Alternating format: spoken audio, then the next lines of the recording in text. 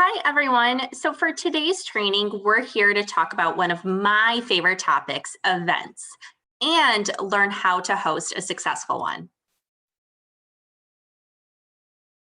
This training will cover who your field student recruitment manager is. We're going to put a face to the name, why you and your chapter should host an event, the potential events you can host, provide a detailed outline on how to host a successful event, and provide you all of the resources available to make sure you are set up for success and take some work off your plate. First things first, meet your field student recruitment managers. I'm Meredith and I'm leading the charge for this training today. I work with regions 2, 3, 5, and 1, California and Arizona only, and also on the call with me, we have Emily Farron, and she will be helping from behind the scenes for this training. Emily works with regions 4, 6, 7, and 1, with the exception of California and Arizona, and we're really here to help with anything you need throughout your time in medical school as an outreach leader and beyond. Now, why should you and your chapter host an event? Ultimately, events are an effective way to communicate AMA member benefits to your peers and the incoming M1 class. They allow for the opportunity for you to share why you're an AMA member and what organized medicine means to you. Events create the space for you and your peers to get together over a common topic of interest and therefore allow you that opportunity to build those relationships on campus or virtually and make lasting impressions with your M1 class. Just by getting everybody together, either virtually or in person, helps to start build community. And always remember to have fun and get creative in how you can connect with others. Hosting an event also allows you to reach a broader audience. So again, whether you're hosting one in person or hopping on Zoom, events are a fantastic way to strengthen your peer network. You never know what door will open. And finally, through events, you have the opportunity to listen just as much as you're speaking. Hear feedback, ideas, questions, or concerns, and address them right away in real time. Events allow for clearer, consistent, and quick communication. We encourage you to commit to hosting a few events, either virtual or in person, this upcoming year. So what types of events could you host this year? We'll go through all of the possible event types, which can be held both in person or virtually. One thing to note is to make sure you're connecting with leaders of your AMA chapter or your medical society. Some of the events we will discuss may already be planned, so there's no need to recreate the wheel if someone's already hosting an event. Work together and encourage students to join events that are already planned. This should be a team effort. One of the first events you should host is your AMA info session, which provides an overview of the AMA to your M1 class. This event typically aligns with your club day or orientation table or whatever other welcome events your school hosts. During this event, you'll give an overview of the AMA and organized medicine. The audience for this event are typically M1s, so remember that this is their first time hearing about the AMA. Share with them your favorite member benefit and how to access them. And also, feel free to talk about why you decided to join the AMA. Is there a favorite experience you had at a conference? Was there an impactful resolution you wrote? Or maybe a research project you were passionate about, and did you present it nationally? This personal touch really does go a long way. Emily and I would also love to join this event. If you would like us to be on a Zoom session or help with the in-person event, please let us know. We're happy to help field questions in real time, speak on the member benefits, and make your chapter successful. Another event idea is engagement events. Engagement events are opportunities for you and your chapter to hear from a subject matter expert in the medical field on a topic you're passionate about. There are so many great speakers that can talk about a variety of issues affecting medical students or even the future of medicine. A few examples can be advocacy events. As the future of medicine, you all as medical students do a lot of work when it comes to advocating the needs for patients in science. Some of those events you could host could be a Pints and Policy event, so have a fun beverage and talk about policies affecting the medical field. Policy writing workshops, learn how to talk to our government leaders and create the change. or host a government relations advocacy fellow who is known as the Graph to join your school to talk about steps the AMA is taking to advocate for patients in science this year. The Graph is a medical student who is taking a year off to help with policy and advocacy. We're happy to put you in contact with her and get her on your campus, either virtually or in person. Other topics include health equity, implications of step 1 moving to pass-fail and what that means for residency, COVID and vaccine hesitancy, and more. We have a speaker request form on the Resource Center to help put in these requests for speakers from the AMA. And I also encourage you to think about other potential speakers too. These could be leaders in your state or local community, your dean, or maybe a favorite professor or two, notable alumni. The options are truly endless. Connect with Emily or myself if you have any other ideas. And again, we're happy to help in any way that we can. Community service events are another great way to get people together and to organize a project that impacts your community. The sky is truly the limit on what types of events and what type of community service projects you can host. I encourage you to think about the issues in your community and how you and your chapter can help serve. This is a really great place to start. A few examples of community service events include gathering PPE equipment for local nursing home or homeless shelters, get your chapter together and put together a homeless kit for your community, or even host a roadshow of sorts to educate your community about the COVID vaccines and practice how to communicate the benefits to patients and folks in your community. And lastly, we have social gatherings. These events are supposed to be fun. They help build those relationships and connect with your peers on a social level. Remember to host events and to think about what you enjoy to help guide your social gathering. A few of those ideas could be happy hours, a virtual 5K, get together for a book club or JAMA article, and truly remember to have fun with your classmates. You all work so hard, and it's nice to take some time to unwind and let loose a little bit.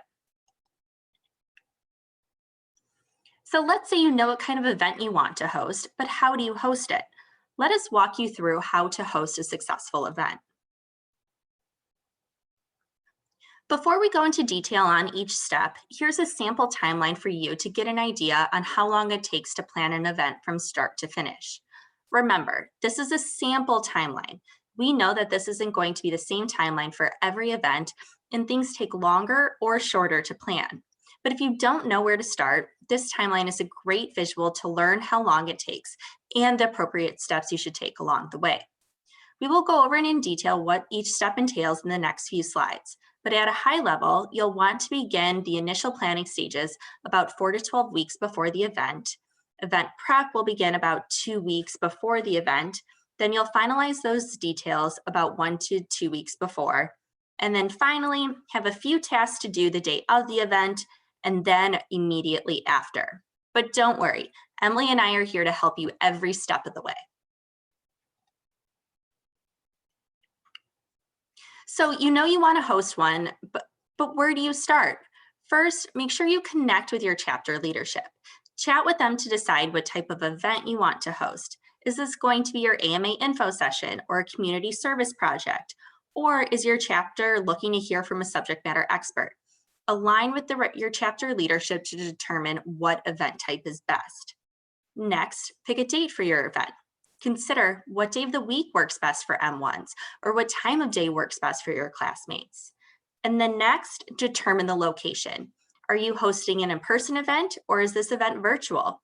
Your approach will need to adjust if it's in person or virtual, such as make sure you secure your room location if it's in person, or determine which webinar platform will host your virtual event. Is it Zoom? Is it Teams, WebEx? Things to keep in mind as you're planning. And that brings me right to my next point, which is to secure funding. Determine if your event needs funding and where you can obtain this. Maybe your school offers a bucket of funds, or do you have funds available through your state society? The AMA does offer chapters the chance to apply for grants to receive funding for your events. You can apply for recruitment, engagement, or a community service grant. An example of funding is to host a lunch and learn and send Uber Eats gift cards or cater an in-person lunch as an incentive for students to join. Or if you're hosting a community service project, you can apply for a community service grant to cover the cost of materials to put together kits for the homeless. In addition, don't forget to use your commission dollars if you need extra funds. As a reminder, commissions are attained by the more members you recruit, the more money your chapter will receive.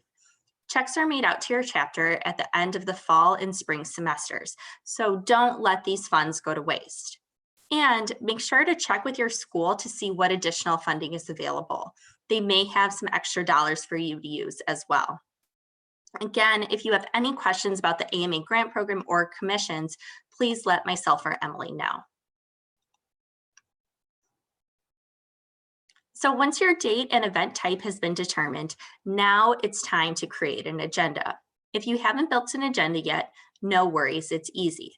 It includes all of the information on a single sheet so everybody knows what to expect. Here are a few tips. Make sure you prepare your agenda early, about 2 to 6 weeks before the event is an estimated time frame. Cover the basics, what time it will start and end, who is attending, location or web link. Define the objectives. So this could be as simple as sharing information about the AMA or build relationships in a social gathering. And then go ahead, prioritize the agenda.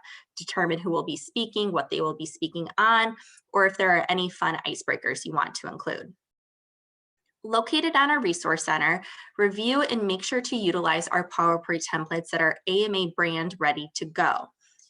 Few of these templates include why become an AMA member, a DO and an MD version, advocacy and you, and AMA Spotlight Health Equity.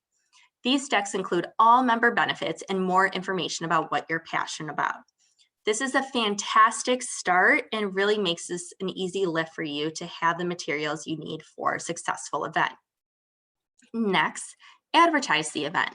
Spread the word out to all students to join by sending them an email, flyer, social media post to gain the largest attendance possible. If you don't have time or need help creating collateral, let us know. Go ahead and complete the marketing request form, which is found on the Resource Center, and we'll go ahead and do the heavy lifting for you. Let us know on the form if you need us to write an email, create a flyer, or a cool social media post. We got your back. And remember to apply for grant funding to complete the grant application. Your chapter can receive free funding to help provide supplies for a community service project or raffle off a free subscription for Boards and Beyond, or as we talked about earlier, supply lunch for your lunch and learn. Again, this is free money. If you're looking for a subject matter expert to speak at your engagement event, again, we got you covered. Go ahead and complete the speaker request form on the Resource Center, and we'll find the best speaker possible for your event. Some of those speakers, again, could include the AMA Graph, a president, boards or AMA Board of Trustees, or even myself and Emily. Just let us know what topic you're interested in and the date and time of the event, and we'll handle everything on our end. Again, all what you need to do is to complete the speaker request form.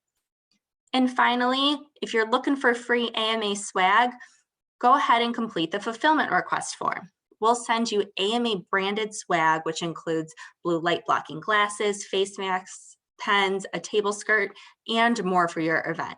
Just let us know what you need.